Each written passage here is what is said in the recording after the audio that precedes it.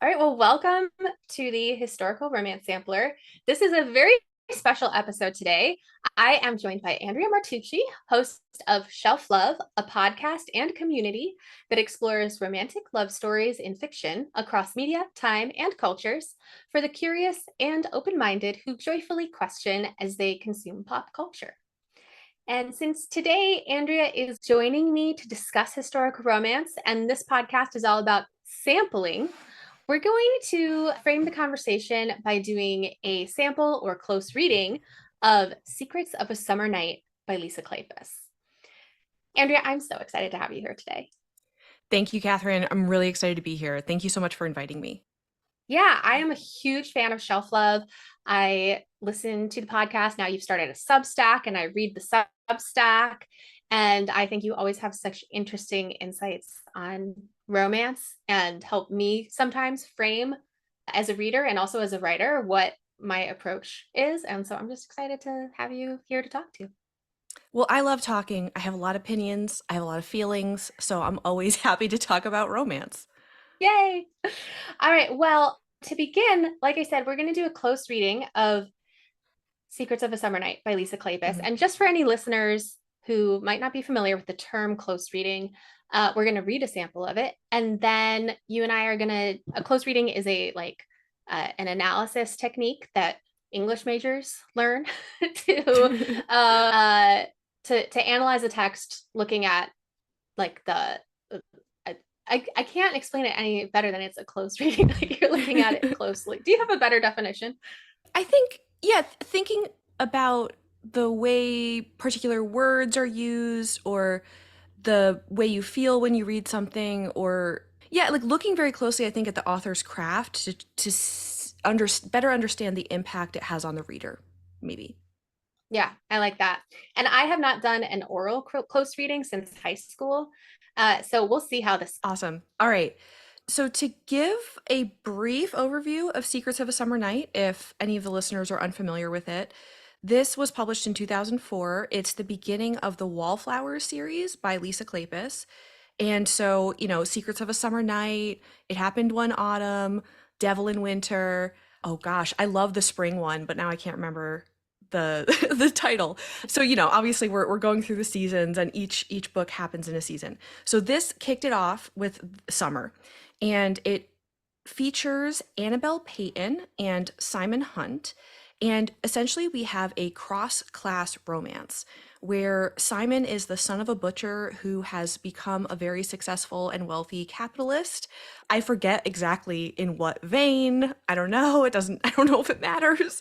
But Annabelle is an impoverished daughter of, nobility whose really only choice to save her family is to marry well. And because everybody knows that she is penniless, she has essentially languished as a wallflower for many years. She's incredibly beautiful. And something I love about her is how mercenary she is, that she really knows that she is trading herself for her family's security.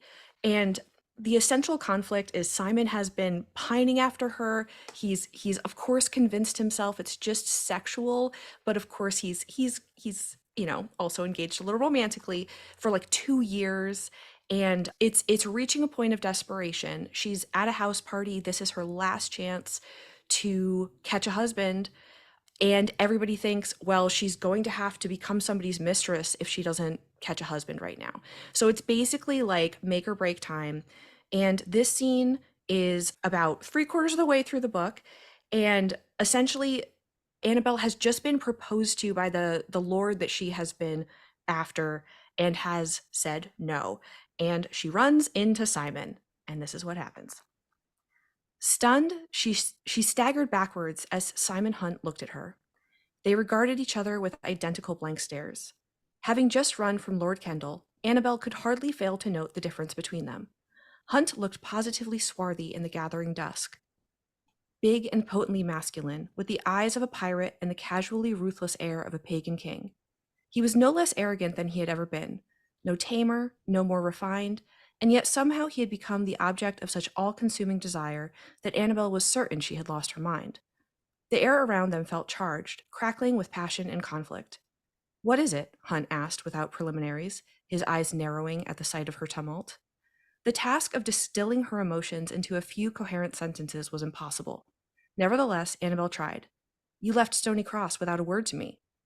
His gaze was as hard and cold as ebony. You put away the chess game. I. She looked away from him, biting her lip. I couldn't afford distractions. No one's distracting you now. You want Kendall? Have at him. Oh, thank you, she said sarcastically. It's so kind of you to step aside gracefully now that you've ruined everything. He glanced at her alertly. Why do you say that? Annabelle felt absurdly cold in the swaddling of summer warm evening air. A fine trembling began in her bones and rose upward through her skin. The ankle boots I received when I was ill, she said recklessly. The ones I'm wearing right now. They were from you, weren't they? Does it matter? Admit it, she insisted. Yeah, they were from me, he said curtly. What of it? I was with Lord Kendall just a minute or two ago, and everything was going according to plan, and he was just about to. But I couldn't. I couldn't let him kiss me while I was wearing these blasted boots. No doubt he thinks that I'm deranged after the way I left him, but you were right after all. He's far too nice for me, and it would have been a terrible match. She paused to inhale raggedly as she saw the sudden blaze in Hunt's eyes. His body was predatory in its alert stillness. So, he said softly, now that you've thrown Kendall aside, what are your plans? Going back to Hodgem? Goaded by the jeering question, Annabelle scowled. If I do, it's no business of yours. She spun on her heel and began to walk away from him. Hunt reached her in 2 strides. He whirled her around to face him, his hands closing around her upper arms. Giving her a soft shake, he bent his mouth to her ear. No more games, he said. Tell me what you want, now, before I lose what's left of my patience. The smell of him, soapy and fresh and wonderfully male, made Annabelle dizzy. She wanted to crawl inside his clothes. She wanted him to kiss her until she fainted. She wanted the despicable, arrogant, mesmerizing, devilishly handsome Simon Hunt. But oh, he would be merciless. Her threatened pride asserted itself, clotting in her throat until she could hardly speak. I can't, she said gruffly.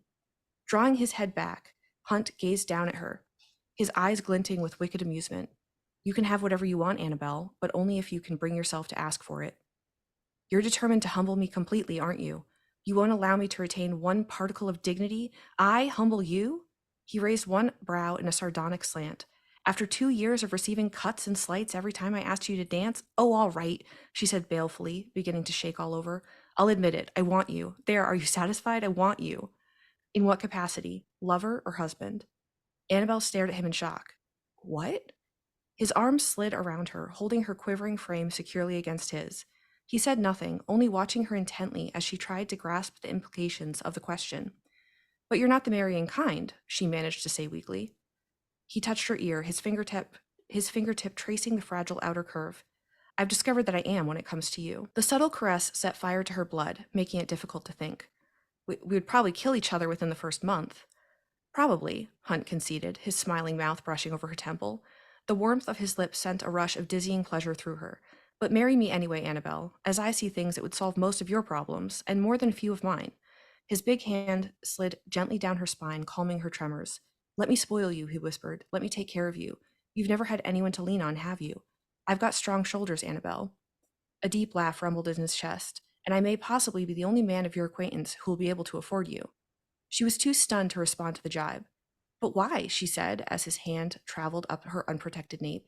She gasped as his fingertip dipped softly into the shallow depression at the base of her skull. Why offer to marry me when you might have me as your mistress? He nuzzled her throat gently. Because I realized during the past few days that I can't leave doubt in anyone's mind about to whom you belong, especially not yours. Annabelle closed her eyes, her senses flooding with euphoria as his mouth wandered slowly up to her dry, parted lips. His hands and arms compressed her willing flesh into his demanding hardness. If there was mastery in the way he held her, there was also reverence, his fingertips discovering the most sensitive places on her exposed skin and teasing in whisper-light strokes. She let him coax her lips open, and she moaned at the gentle probe of his tongue. He ravished her with tender kisses that assuaged her need, yet made her desperately aware of empty places that longed to be filled. As Hunt felt the urgent quiver of her flesh against his, he soothed her with a long caress of his mouth, while his arms supported her body. Cradling her blood-hot cheek in his hand, he drew his thumb across the satin veneer of her lips. Give me your answer, he whispered. The warmth of his hand sent fine shivers across her skin, and she nestled her cheek deeper into his palm. Yes, she said breathlessly. Hunt's eyes gleamed with triumph. He tilted her head back and kissed her again, stealing deeper and deeper tastes. Okay, I'll stop there. But after this, they're kissing, and a bunch of people are on the path and see them kissing, and he goes, checkmate, which is just, it's the Oh, perfect ending. So now they have to get married. But I think importantly, she already said yes. she did already say yes. But Yes. does that call into question, was he just doing it to win a game versus actually Mm, being in love? I haven't read the book, it's a great so I don't question. know. Well, we're only three-quarters of the way through the book, so these There's got to be questions. some other tension. Hmm. Yeah. So, what? Yeah, you've never read this book. So, what do you think of that? What do you get a sense of already about these characters and their relationship? Some of the things that stood out to me, even just in like the first sentence, she was stunned, she was staggering, and his last name is Hunt. And so that word came into play. And Mm, so I felt this huge imbalance of physical power where throughout this whole scene, she was quivering, she was walking away from him, she was like small and he was following her, he was touching her. Even when he grabs her arm and then he starts like stroking her ear and then he moves down to her neck. And in a way, it was very sensual and like, you love reading that. But on another level, he's touching her in these very sensitive, like sensitive to life vulnerable. areas. Yes, vulnerable. Like he's touching her skull and he's touching her neck. And I was like, oh, if he were a predator, he'd just snap her neck right now.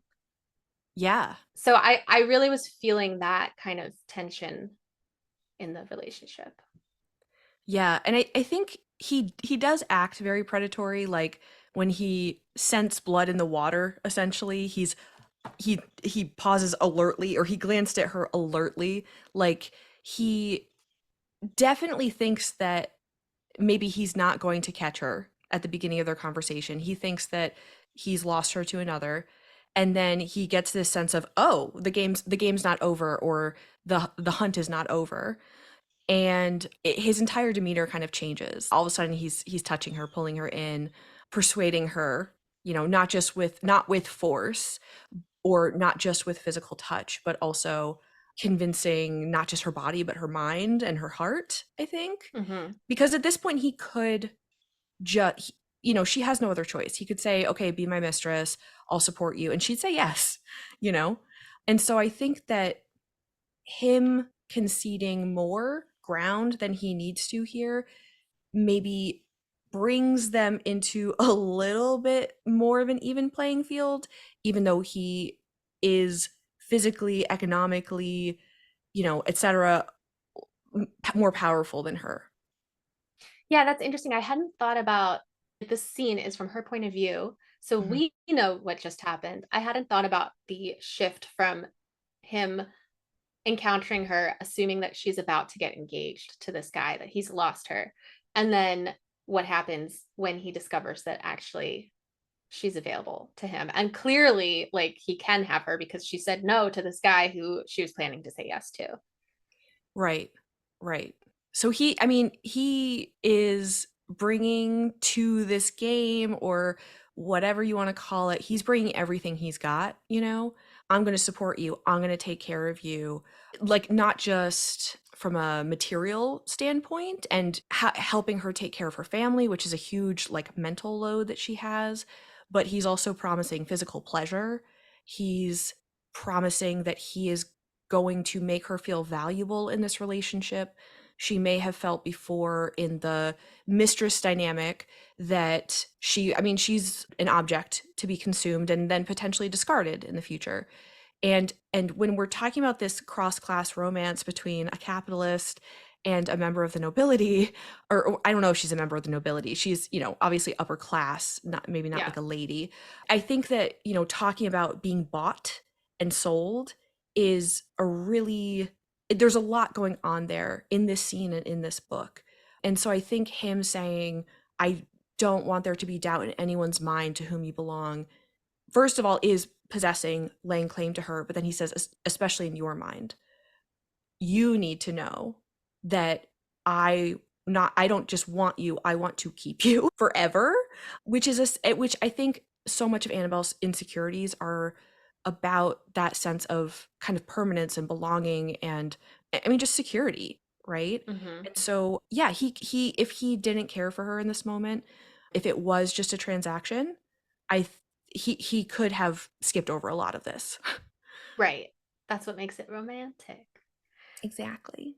The other thing that was standing out to me was how difficult it was for Annabelle to speak, Mm, and that her emotions were really big, but she didn't have words for them. And then she was overwhelmed by the physical sensations, so she didn't quite have words, which I think is typical in a scene like this. But it underscores a theme that I think we see throughout a lot of romance, which is that emotion and communication are often incompatible.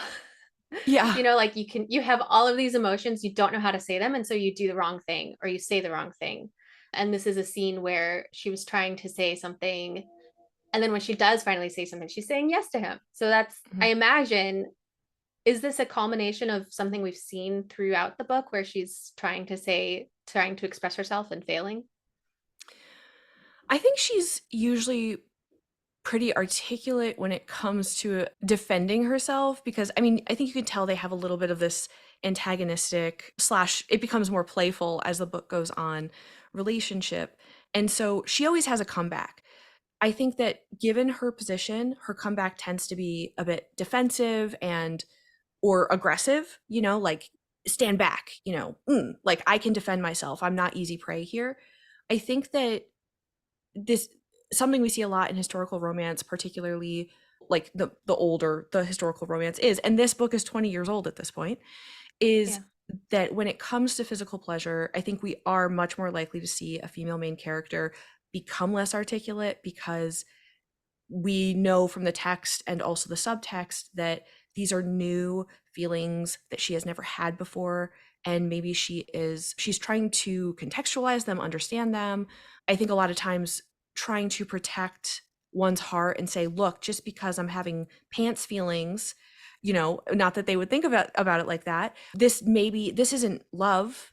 Maybe I need to keep my head up and wits about me and maintain, okay, yes, my body wants this person and I don't know how I feel about that and I don't know what to do with this necessarily. Oh my God, what am I supposed to do?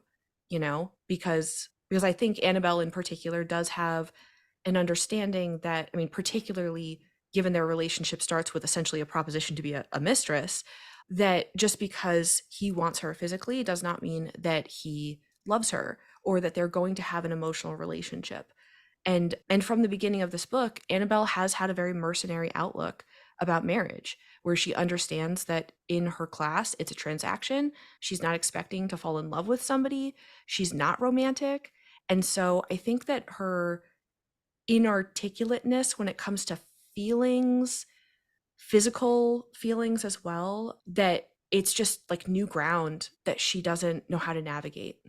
Yeah. The Historical Romance Sampler podcast is a proud affiliate of Libro.fm. Libro.fm is a really cool audiobook retailer that offers the same selection of audiobooks at the same price that you would find at that other really big audiobook retailer.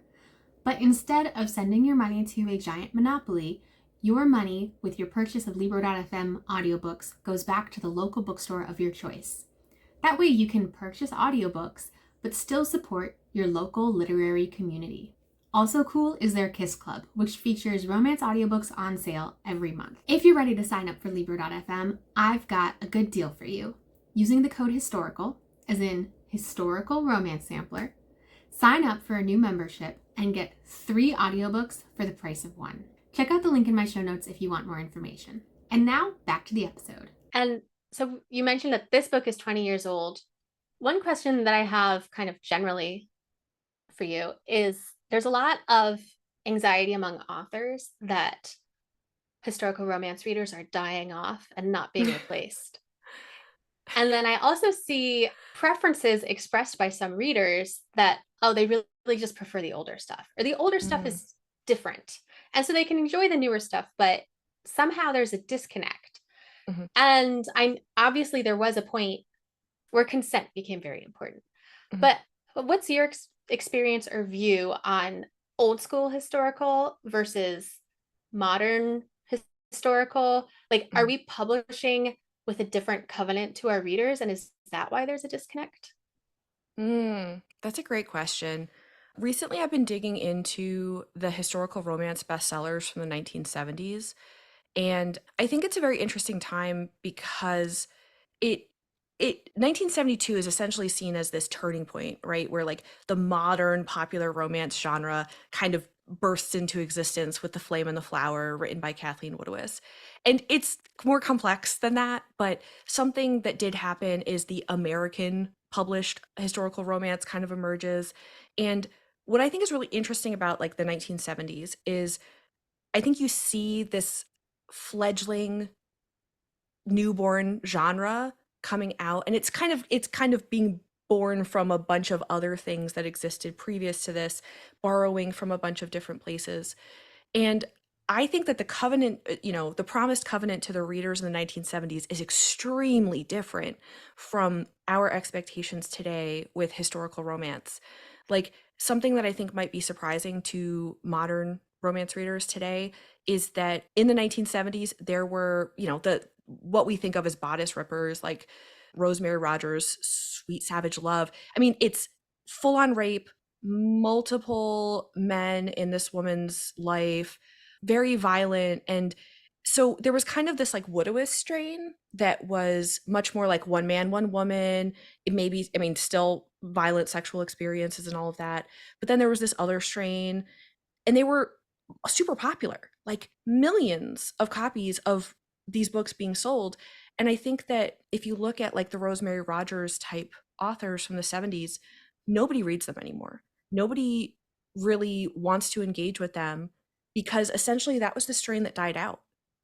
That was Mm-hmm. the like, oh no, we're not going in that direction, we're going in this direction, and we're going to kind of build on this.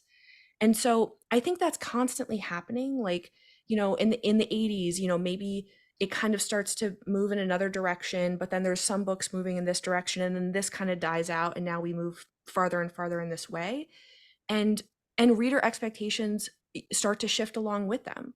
I think the strain that is consistent, it's that one man, one woman, which obviously has evolved into being, like a primary couple. Like we know that readers today don't love the idea of on page or within the text any of the main characters engaging with somebody else romantically or Mm-hmm. sexually. Like readers don't they are really a lot of people are like very against that, right?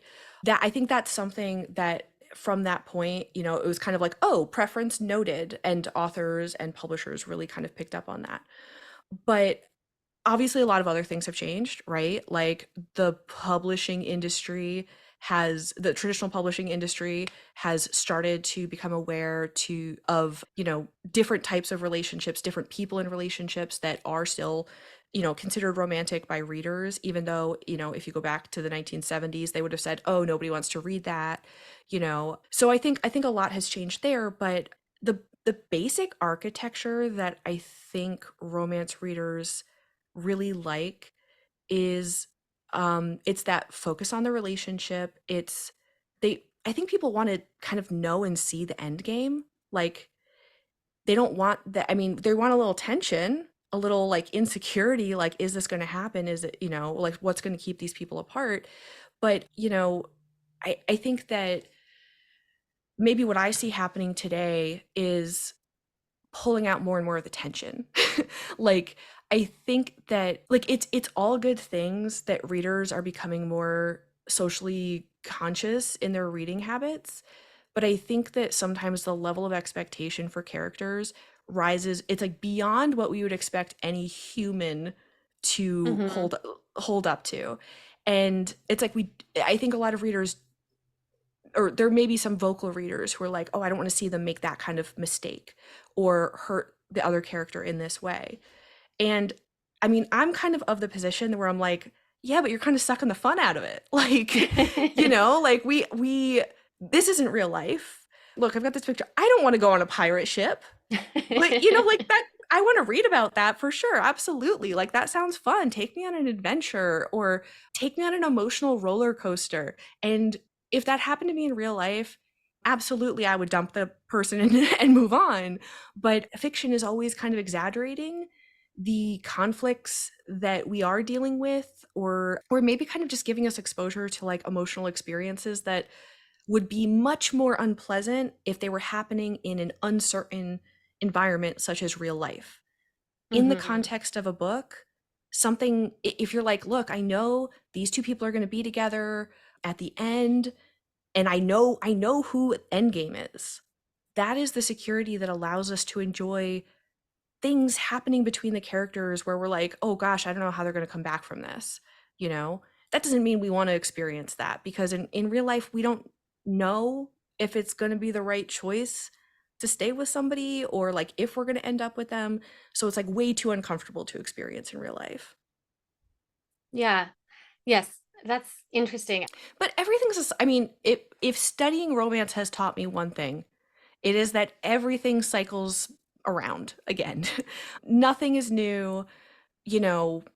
It's, but I think what happens is there are these ebbs and flows where kind of the big pop culture excitement just goes from thing to thing. Like, Bridgerton came out, everybody was like, "Oh my God, historicals is back."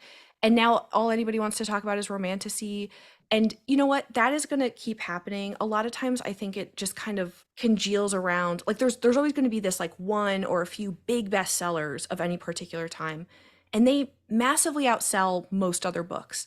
And they kind of tend to like suck the oxygen out of the conversation about anything else. And so, like Fourth Wing is huge right now. So everybody is like, wow, romantasy is everywhere. It's kind of hard to say, is romantasy actually selling in, massively higher, if you took Fourth Wing out of the equation, is romantasy Hmm. in general selling that big, or is there just one really big romantasy book? Same with contemporary romance. There's a few really big contemporary romance authors right now who are outselling everybody else 100 to 1. That's going to skew the data, and it's going to skew our perception, because also, like, no shade to these people, most adults don't read more than like 3 books a year.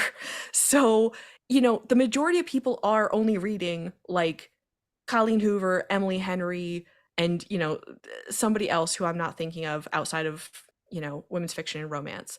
So yeah, like that's probably like the majority of like books that people in general are reading. But if you look at then the heavy readers, I mean, yeah, people who are really into historical romance are going to keep reading historical romance, and maybe read some older stuff, read some new stuff that's coming out.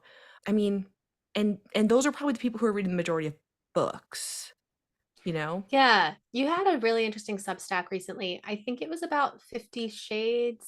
I don't know. Was that the book? It was generally about bestsellers. Yeah. And what it landed for me is a thought that I have had many times is, as an author, I don't want my books to end up in airport bookstores. Oh, I think you do though. Do you know why? Because that's what sells. Because if you think about like, I always think about this blog post from, it was, I don't know, a long time ago. Roxane Gay wrote it, and it was like, too many of us, too much noise. And it was about literary magazines, but it was just about like there's just too much, and like most people just kind of like can't consume all of this. It's impossible to even know everything that's happening. There's so much romance. There's so much everything. And I think we appreciate the value of curation and the places that are curating. And it's not purely based on this is a good book and therefore I'm going to curate this into a short list. There's a lot of stuff going on behind the scenes influencing what is curated and how.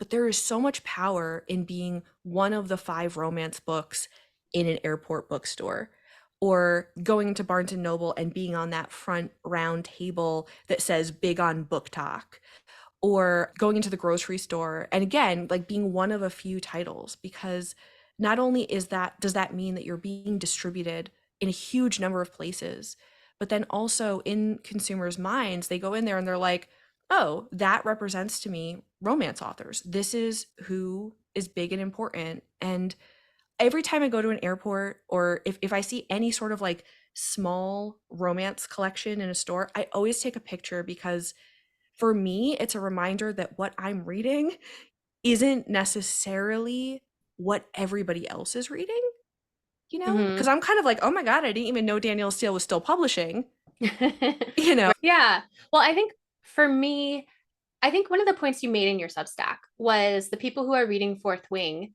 I think that was the book that you were Mm, primarily talking about, and 50 Shades just got in there somehow. The people who are reading Fourth Wing are not people who read either romance or fantasy. They're mhm, people who are picking up a book and saying, oh, hey, this is fun. mhm, And mhm, I think I, okay, obviously there's a part of me that would like to be a bestseller and mhm. also would like to be considered representative of the romance genre. But at the same time, the artist in me, The I am artiste. writing, yes, my books are written. I'm thinking so much about what else is going on in romance, and it's in conversation with these other romance books Mhm, or these other history books that I've read that I kind of want my reader to be bringing to the page with them. mhm. Not that I assume everyone has read the same romance books, but once you're like reading Yeah. romance, historical romance at a certain pace, like you're bringing stuff with you. Mhm, That's like my ideal reader. And so the airport reader who has never read historical romance before, doesn't even know what a viscount mhm, is gonna lose something. And so I think mhm, that's why I feel kind of like, oh, I don't want that. mm. Yeah, that's I mean, it's interesting because I guess on the one hand, I kind of feel like the the power of you're 100% right. Um, the power of the airport bookstore is in a way that it's just signifying this is a book you should read. And a lot of people kind of take that pretty much at face value. They're like, thank you for curating because I was not going to look through 100 books. So I think that in terms of getting awareness, like, hey, this book exists, it's incredibly powerful. But I mean, you're bringing up a great point, right? Which is no understanding your audience and understanding what it is that you're creating and who it's for. I think about this as a podcaster all the time. Like, do I go or and as a Substacker too, like do I go more accessible where I talk about basically like romance 101 type things where I explain a lot about, like what is this trope or, let me just talk about the big book everybody else is talking about or you know, again, like I mean, just like making a very accessible conversation where you can come into it without needing to build on any other previous knowledge specifically about this topic. So I'm like, I could do that. And then I'm like, but I don't want to.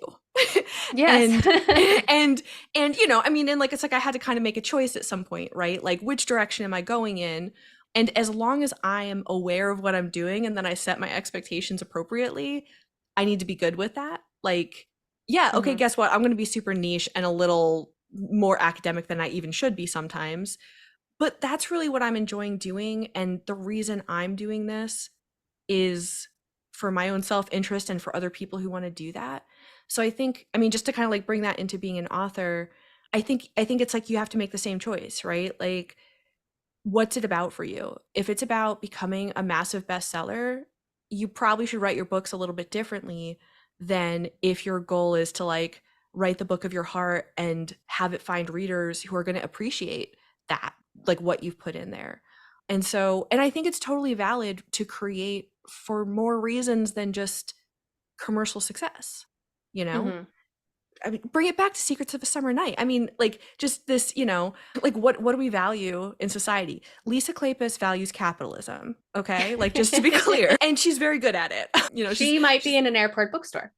yes, absolutely, right? So I think yeah, no, but I think that it's perfectly I think it's great for us as creators to take a step back and be like, well, yeah, I mean, I would totally take the millions of dollars that being a bestseller might give me and like all the exposure, this is all great. But if you're kind of like, yeah, but actually I don't want to do that. Like I actually wouldn't want to have to do all these things or I don't want to write that kind of book. That's not really what interests me. Then you also kind of have to like be like, okay, then I'm letting go of some of the other things, you know? Right. I might not be able to make a living off of it, but I'm still going to write, sort of trade Right. off. Yeah. Yeah. Which as an artiste, Artists have been making that trade off for centuries. indeed, indeed. Well, we should probably move on to our game, Love It or Leave Mm. It. Love it or leave it. The protagonists meet in the first 10% of the novel. Love it. Honestly, if you could get them in the first 2 pages, I would love it even more. It drives me up a wall when I get into a romance novel and I don't even meet the secondary character for a long time, or I don't see them in the same room. They don't even know who each other is for, I mean, 10%. I mean, seriously, that's like, I'm like, if I get 10% and they haven't met each other, I am closing this book and I'm throwing it away. I feel like this isn't a romance. I mean, yeah, and like I'm sure you could find a book that I loved that subverts that, but yeah, I'm like I'm here to see these people together, put them together as much as possible and as soon as possible. Yeah. All right. Love it or leave it. Dual point of view narration. I love it because I think it affords the reader a point of view that we don't get in real life, which is, we're in these situations with other people. We know how we feel. We never get to know how somebody else feels about it. And so it is such a pleasure to understand both sides of an interaction, and if there's miscommunication, kind of understand where the other character is coming from. I find that to be like one of the benefits of fiction that we don't get that in real life, and it's just so lovely. All right. Love it or leave it. Third person past tense. Leave it. Hmm. I if I'm thinking about like past tense, I think the past tense, I mean, it tends to feel like a diary, maybe. If I'm Hmm. thinking of this, oh wait, third person Third past person past tense. tense is like what Lisa Kleypas wrote in, where we're getting the she's and the he's. First person past tense would be I am writing in my diary. Oh my gosh, you won't believe what happened. Right. Oh wait, hold on. I have to reevaluate my answer now. Oh, I thought this was third person present though. Oh no, it's past. He reached her. He reaches her. Okay, never mind. Love it. That's so interesting. I wonder, I think it's a sign of how involved you are in the text that you're just like, oh, it's present tense because I'm in the moment. Yes, I think exactly, exactly. That one was hard for me to answer because I think exactly like you just said, if a narration or if a narrative is doing what it should do, which is transport me, I'm not noticing Yeah. any of that. It's interesting because there's a lot of angst amongst authors again. And I think this is because of people on TikTok saying things. Contemporary romance right now tends to be written in first person present. So Hmm. I see him across the hall and I'm giving him my coffee. Hmm. And there are readers who are saying, oh, I'm never going to read third person. I am only going to read first person. And Hmm. so there are now historical romance authors who are like, well, should I be writing my historical romance in first person present? And then a lot of us are like, wait, wait, wait. That feels weird too.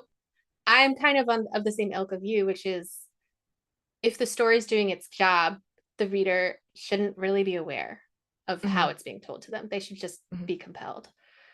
I definitely saw somebody saying, like, give me book recommendations only first person. I was like, that's weird to me. Just, Yeah.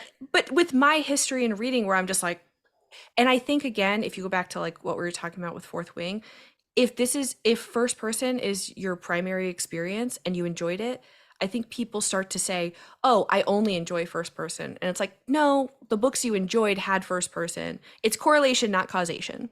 Right? Yes. Yeah, absolutely. Okay. Love it or leave it. Third act breakup or dark moment. This isn't a response, but I like it. I don't know if I love it. I'm generally positive towards it. I'm definitely not anti-black moment or dark moment.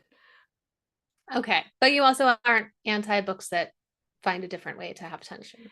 Yes, exactly. Yeah. I I don't know if they need to break up for sure, but I do think there has to be enough conflict that there is a progression to the narrative. And so I mean, I suppose a dark moment, or there has to be like what do they call that? Like a whiff of death, right? And it could be a whiff Yeah. of death to the relationship, not necessarily mortal death. Yeah. Love it or leave it. Always end with an epilogue. I'm gonna say love it. The always though gives me pause. I I usually enjoy an epilogue. All right. Love it or leave it. Share research in an author's note. I do love it. A nice short note that just tells me, did something really happen? Did you base it on a particular event? Give me enough that if I wanted to go do more reading, I know what to go look for. All right. Well, that was Love It or Leave It. Thank you so much for playing. Oh, you're welcome. It was a pleasure. And thank you for coming on the podcast. I've really, really enjoyed this. I'm going to put in the show notes a link to your website, but would you like to plug anything? Tell people where to find you? Yeah, I mean, probably the best place to find me is shelflovepodcast.substack.com or shelflovepodcast.com. Everything links to everything else, but or find Shelf Love, that's two words, on your favorite podcast app. And I've been podcasting for 5 years, so there's some episodes to catch up on if you're just first learning of Shelf Love. There are some great episodes. I think the very first one I listened to was called something like Problematizing Joyfully or Joyful, Joyfully yeah, Problematizing. or yeah, was it the one with Womance? Yeah, it was. That is one of my favorite episodes too. So it's a yeah, I wish I could remember the exact name of it, but yeah, I love connecting. I mean, like this right now. I love connecting with other people who are thinking and talking and reading romance. So, I mean, most of my favorite experiences with romance, like, creating discourse around romance, it's with other people who are also like deeply nerdy about it. So, I mean, that's a great example. And also, I mean, this is why I really appreciate you inviting me here today to talk to you, Catherine. Yeah. Well, thank you. I'm going to keep listening to your podcast.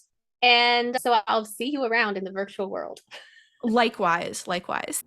That's it for this week. Check out the show notes where I put links for my guests, myself, and the podcast.